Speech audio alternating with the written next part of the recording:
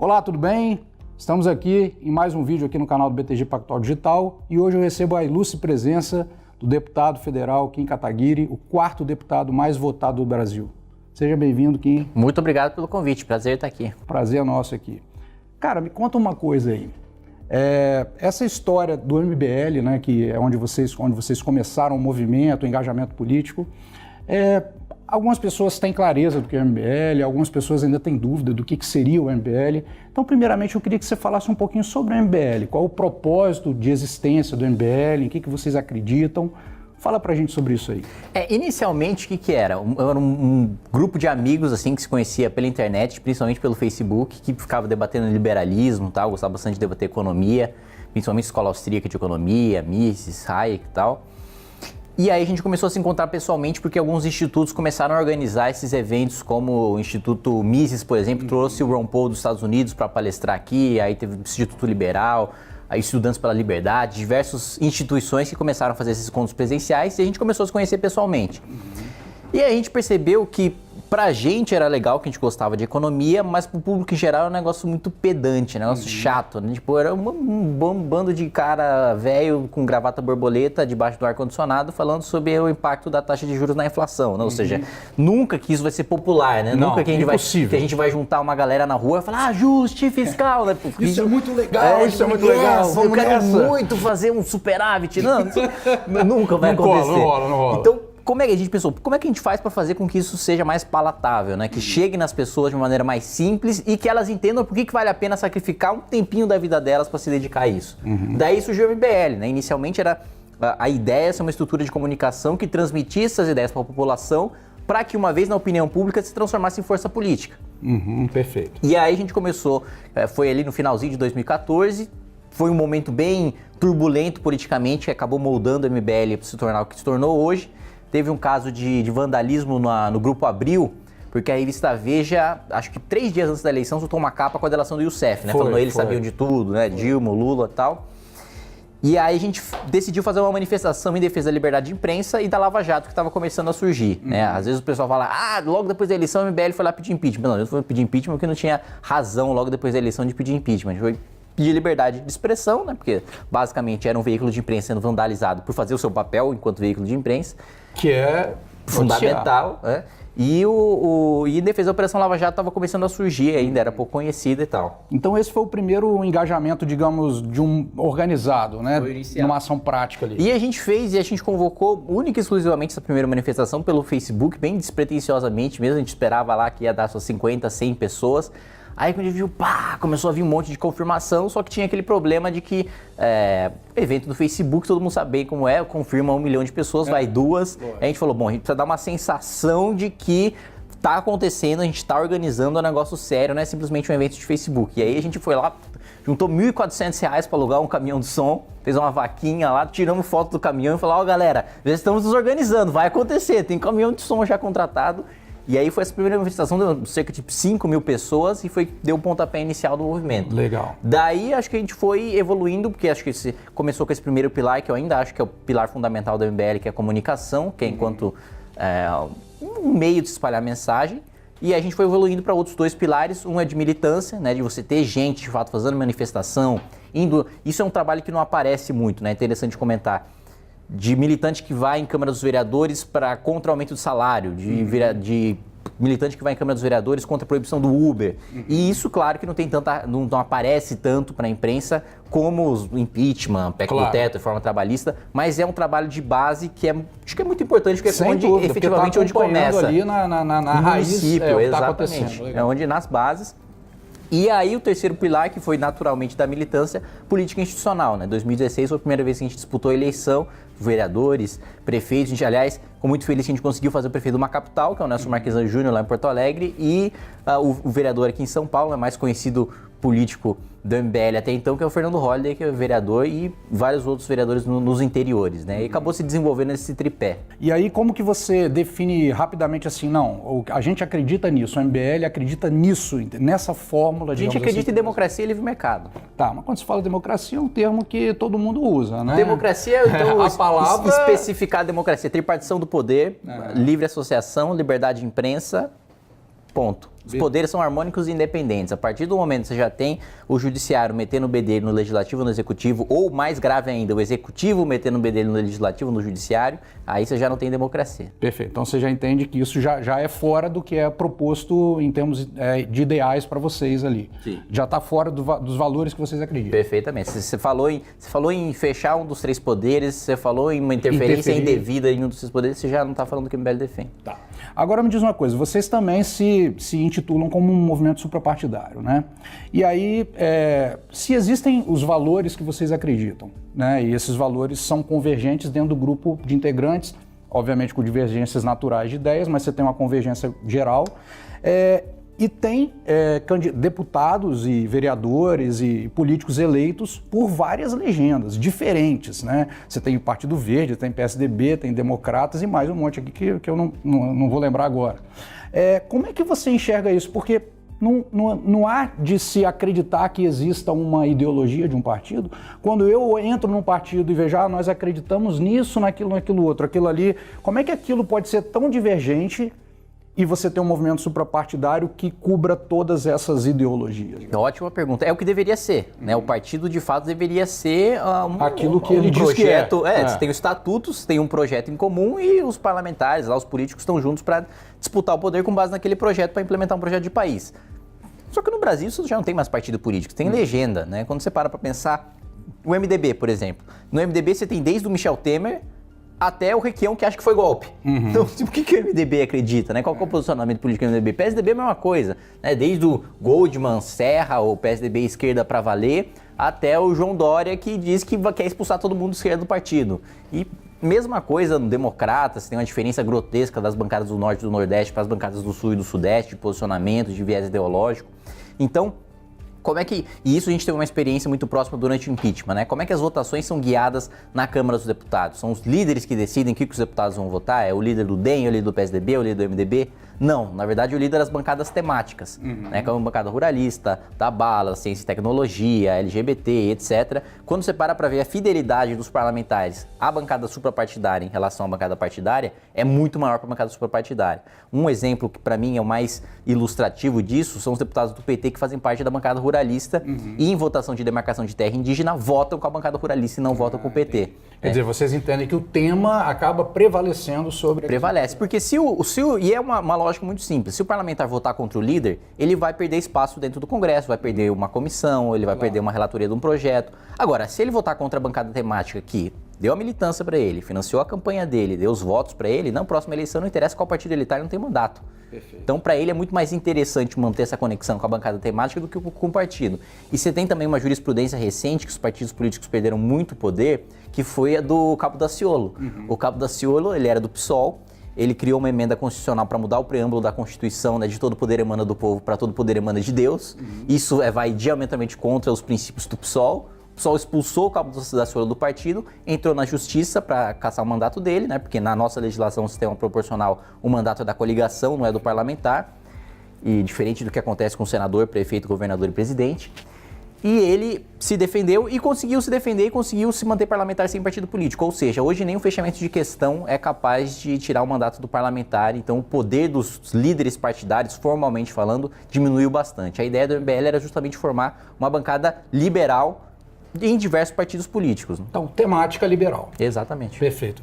Agora, tem uma coisa interessante também que você mencionou sobre o MBL e o começo em 2014. E aí, a pergunta que eu quero fazer é muito pessoal, né? Pessoal e também para o grupo, mas no aspecto pessoal mesmo. 2014 já tinha rolado a Copa, quer dizer, não tem nem 2 Copas que o MBL surgiu, e hoje você já tem uma bancada temática, né? Acredito que vocês nem esperassem que isso pudesse acontecer nesse prazo, que é muito curto, né? Um prazo muito curto. Então, eu queria que você falasse o seguinte, cara, o que mudou, assim? Minha vida mudou completamente, como é que você enxerga? Minha vida mudou completamente. Eu sei, mas tudo bem. Porque é muito, muito curto. Então, eu queria que você falasse sobre isso. Cara, quando a gente pensou que a gente ia só atingir as pessoas do bairro ali, fazer um negócio legal e tal. Não, a gente pensou que fosse mais focado inicialmente no negócio de internet, de comunicação, de produção de vídeos, de memes e tal, fosse ter um canal grande no YouTube, um canal grande no Facebook, mas não que fosse efetivamente partir para... A gente sempre teve uma base ideológica que permitia com que a gente tivesse essa atuação partidária, que é disputar a eleição, etc. Claro. Mas a gente nunca imaginou que isso ia se estruturar, ia chegar numa magnitude que em 2016 a gente já está disputando a eleição, 2018 a gente já está disputando a eleição. Na verdade, 2016 disputando e já ganhando. E vencendo eleições. Venceu lá, e em 2018 também. Então, com certeza a gente não imaginava, né? Quando a gente começou o MBL, eu estava lá, fazendo lição de casa, pegando lá trem, o busão, o metrô para ir para a faculdade, e depois ir pro que era o escritório do MBL, e a gente pagando para trabalhar, né? Durante 2 primeiros anos do MBL, basicamente pagando para trabalhar. E que basicamente é muito difícil, né? Inicialmente, você convencer as pessoas de que é um negócio que vai para frente, é uma molecada aí que tá aí e tal, é difícil você conseguir qualquer tipo de apoio, então foi muito da gente trabalhando mesmo, a gente juntando o pessoal. E muda completamente, né? Eu pessoalmente fui um desconhecido, né? Que podia acordar cedo de pijama e ir pra padaria, um cara que teve aí 400 mil votos e agora tudo que eu falo, tudo que eu coloco tem uma responsabilidade tremenda porque influencia em parlamentares, influencia no governo, influencia aprovação ou reprovação de projetos de lei. Então eu já não posso mais... acordei com vontade de fazer uma piadinha no Twitter. Já tem que pensar 50 vezes. Essa piadinha aí pode custar, sei lá, 1 bilhão por orçamento público de aprovação ou reprovação de um projeto. Então é um negócio que realmente foi numa velocidade assustadora. E para ser sincero, eu pessoalmente ainda não sei o que está acontecendo. Eu estou no meio do olho do furacão e Vamos em frente. Vamos em frente. E aí é o seguinte, que você falou sobre essa questão dos votos que você teve, você foi o 4º deputado mais votado do Brasil, né? E aí a questão é a seguinte, com essa votação expressiva, naturalmente, isso nós estamos falando dos eleitores de São Paulo, mas certamente tem uma galera dos outros estados que também aderem aos princípios e tudo o trabalho que vocês... E eu fiquei triste que teve o pessoal que falou que votou nulo porque não podia tentou votar em mim em outro estado. Então, a pergunta é a seguinte agora. Bom, por enquanto era ali um debate teórico, de ideias, né? E a gente chega agora na prática, que é diferente. Aí a pergunta é, como é que você espera, porque o eleitor está com a expectativa, não só os 400 e poucos mil que votaram em você, mas toda a galera que não votou porque não tinha como votar, porque estava em outro estado, mas que votou em pessoas e outros candidatos que tinham a mesma ideia, né? A mesma filosofia, compartilhando dos mesmos valores do MBL, etc. Tal. O que você tem para dizer para esse pessoal? Porque eu imagino que a sua responsabilidade ela aumentou um pouquinho, né? Um pouquinho. Não, com certeza está gigantesca. Como é que você vai lidar com isso? Né? Eu sempre, quando tem esse tipo de pergunta, eu peço calma, né? Vamos devagar, porque não existe mudança da noite para o dia. Por mais que eu pessoalmente acredito que a gente esteja agora razoavelmente num caminho melhor do que a gente estava anteriormente. Aliás, a gente estava até conversando aqui antes de começar a entrevista de que paramos de piorar, pelo menos, né? E isso eu acho fundamental. Mas eu acho que ainda as expectativas de mudança ainda estão muito grandes porque efetivamente a realidade permita que aconteça. Eu acho que o processo legislativo é mais lento, o processo político é mais lento do que a expectativa e o anseio de mudança das pessoas. E nesse sentido eu falo, vão com calma, porque senão vocês vão se decepcionar muito com o governo, com o novo Congresso, ou com a política, ou o que quer que seja, porque a mudança tem o seu tempo e esse tempo é muito menor, muito mais lento do que aquele que a gente espera, né? Então, acho assim, a gente está cambaleando, mas indo para o caminho certo. Mas, de qualquer maneira, indo para o caminho certo, a mudança é gradual. Gradativa. Sempre que você tentou fazer mudança da noite para o dia, você matou um monte de gente. E nunca deu certo, a mudança sempre foi para pior. Então, prudência, parcimônia, né? Vamos com calma, porque se a gente for imaginar uma revolução, se a gente for imaginar um negócio súbito assim... Não vai acontecer. Não vai acontecer, e se acontecer, seria ruim. Seria ruim, claro, porque você tem que ir fazendo gradativo de acordo com os feedbacks da própria sociedade, as reagindo às mudanças, claro. Né? Isso aí eu acho que é importante, porque esse alinhamento de expectativa é importante para o eleitor não achar que no ano que vem a gente vai estar vivendo na Suíça. Sim, exatamente. Isso é perfeita colocação, né? De 1º de janeiro de 2019, todo mundo vai estar com uma K-47 e não vai ter mais bandido e está todo mundo na cadeia. Não é assim que funciona, né? E em cima disso, o que você entende que é prioritário para esse congresso do qual você faz parte em breve já? em termos de pautas, de destaques, você fala, não, se eu fosse elencar hoje, lógico que isso pode mudar na medida que o jogo começa, né? Claro. Mas hoje você entende o que é o prioritário. Poxa, nós entendemos que tais pontos, esses 3 pontos, são fundamentais e deveriam ter urgência, ou nós deveríamos conseguir avançar com isso.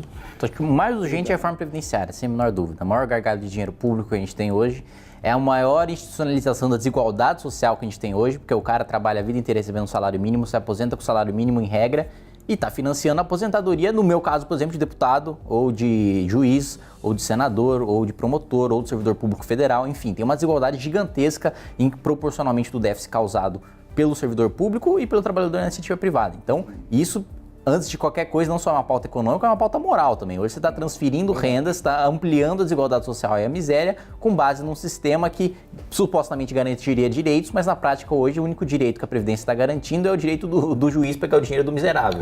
Então, nesse sentido que eu acho que é mais urgente, em termos orçamentários também, né? Quando você pega em números absolutos e fala, puta, mas se acabar com a corrupção? E se cortar tantos ministérios? Se cortar cargos? Se diminuir o número de deputados? Se a gente fechar o Congresso Nacional, não dá 1/10, não 1/100 do que a gente conseguiria economizar a longo prazo fazendo uma reforma previdenciária. Então, por mais que a gente poderia... E aí a estimativa do Ministério Público Federal, se não me engano, é de um rombo de 40 bilhões por ano causado pelos desvios de dinheiro. Isso aí não dá para pagar...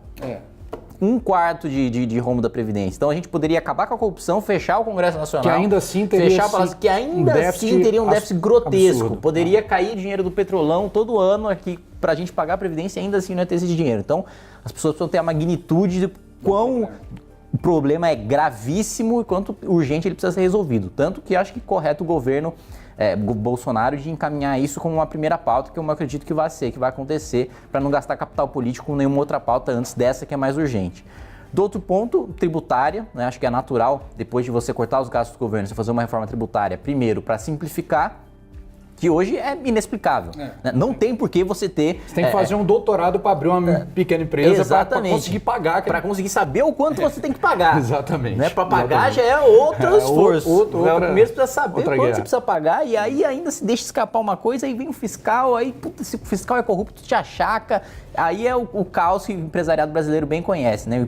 E empresariado, né? Quando eu falo empresariado, às vezes o pessoal fala, puta, são os grandes. Puta, o tio que tá vendendo pipoca na esquina, o cara que tem uma mercearia, um mercadinho, um bar, um restaurante, o que quer que seja, né? O cara que é onde está o grosso do emprego, o grosso da economia geral. Exatamente, é esse cara que mais tem dificuldade. O cara grande, pra ele é até melhor que continue burocratizado, porque foi, vixe, aqui até aqueles pequenininhos. Vira uma barreira de entrada, né? Exatamente, até aquela galera pequenininha entrar aqui, eu já tô bem estabelecido, já. O pessoal já, interesse dos grandes empresários. Pelo contrário, o interesse dos grandes empresários é manter burocracia, porque eles estão bem estabelecidos no mercado.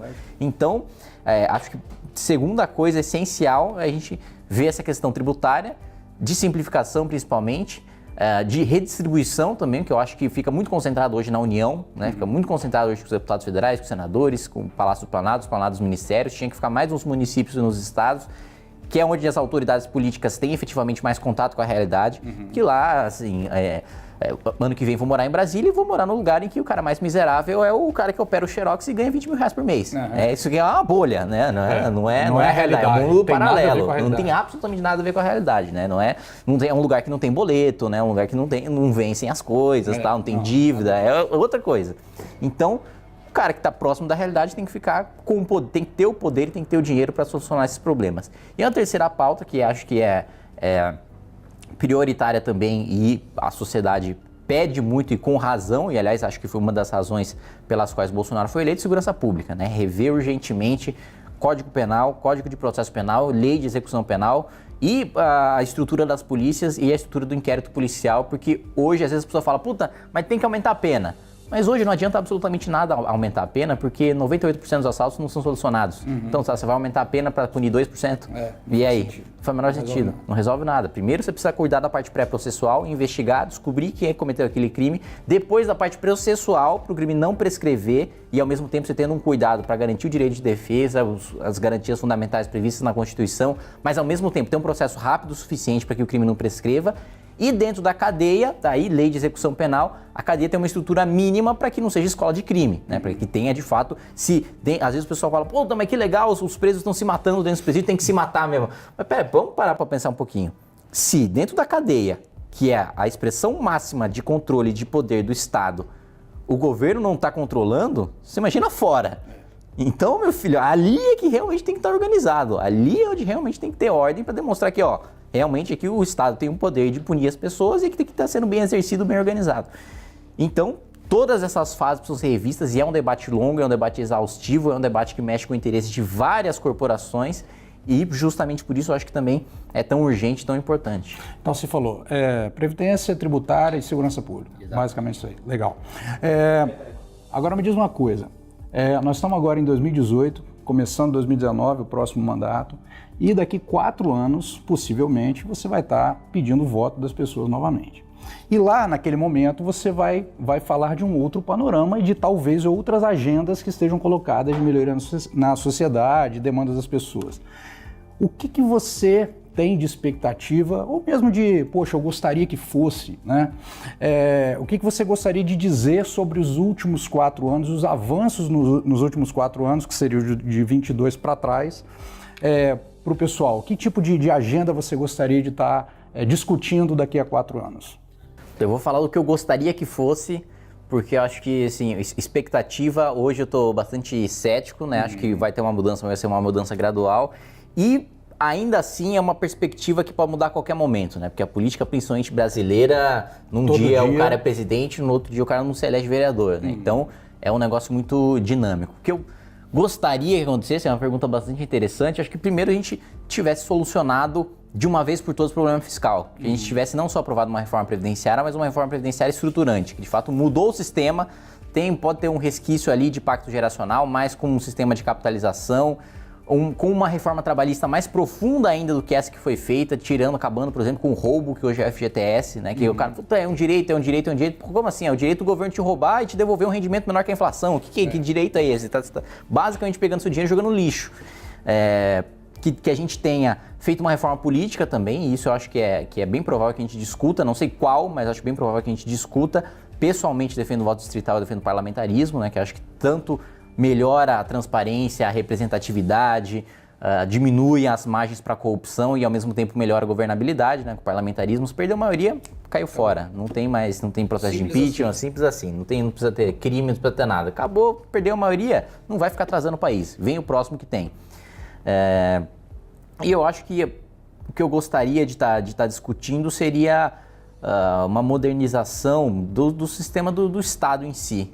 Talvez, eu tenho ouvido muito falar, acho que isso está muito distante da nossa realidade, hoje pelo menos, mas eu tenho ouvido muito falar da diminuição de burocracia via tecnologia que hoje é utilizada em criptomoedas, por exemplo, blockchain, que poderia ser utilizado para contratos governamentais, que poderia ser utilizado no lugar dos cartórios, que poderia ser utilizado no lugar de várias burocracias que hoje tomam muito do nosso tempo, tomam muito do nosso dinheiro e simplesmente não precisariam existir. A gente poderia estar alocando todos esses recursos no setor produtivo para gerar emprego, para gerar renda e não para gerar um monte de papel que o governo vai ficar lá entubado, nunca vai conseguir resolver todos aquele monte de problema, aquele monte de papel e que basicamente só serve para um cara que carimba um papel ganhar dinheiro, né? Dinheiro público ainda por cima e com uma média acima do que se ganha na iniciativa privada. Então eu acho que o que eu gostaria de estar debatendo daqui a 4 anos seriam soluções tecnológicas para o próprio governo, para facilitar, para que a democracia participativa fosse cada vez mais participativa, né? Não só exercida através de seus representantes, como prevê a Constituição, e não só exercida diretamente por plebiscitos e referendos, mas diretamente por consultas populares e por ter um feedback mais rápido e para que o governo tenha um tempo de resposta mais rápido do que tem hoje, porque a gente sabe que o tempo hoje da sociedade é muito mais rápido do que o tempo que a resposta política é capaz de dar. Então você está dizendo que seria um ambiente onde o que está se discutindo é a melhor eficiência do Estado para entregar os serviços públicos que ele deveria entregar. Uma integração digital, talvez, de todos o histórico de todos os pacientes, por exemplo, que passam pelo SUS, uma métrica também catalogada e cadastrada no país inteiro de todas as escolas, o desempenho de cada uma delas, o número de professores, o retorno por professor, o número de alunos, o perfil socioeconômico de cada aluno, que a gente tenha uma análise de dados para que cada vez mais a gente consiga formular políticas públicas mais eficientes. Bacana, muito bom. Bom, eu queria te parabenizar então pela sua expressiva votação. Você está plenamente consciente de que carrega uma responsabilidade, mas E assim mesmo, né? O crescimento é esse, não tem outra forma de passar pelas coisas. E queria te desejar tudo de bom, que você consiga realmente implantar as ideias que você acredita e corresponder às expectativas das pessoas aí que estão ávidas por esse novo Congresso, esse novo governo aí. Muito Parabéns obrigado. Novamente. Espero atender a essas expectativas que são grandes, né? Essa responsabilidade que é grande e sempre tomando o máximo de cuidado possível, ouvindo o máximo de pessoas possível para estar no caminho certo. Bacana. Pessoal, então é isso. Até o próximo vídeo. Não se esqueça de se inscrever aqui no canal do BTG Pactual Digital e ativar as notificações.